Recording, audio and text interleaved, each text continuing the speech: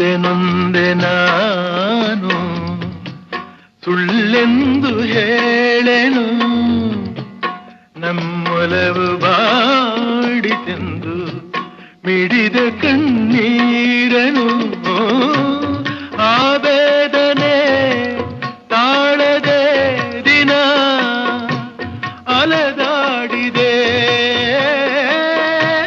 ಹುಡುಕಾಡಿದೆ.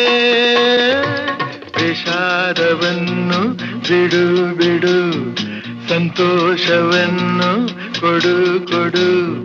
ಹೂವಿಂದ ಬರೆವ ಕಥೆಯ ಮುಳ್ಳಿಂದ ಬರೆದೆ ನಾನು, ಆನಂದ ತರುವ ಮನಕ್ಕೆ ನೋವನ್ನು ತಂದೆ ನಾನು.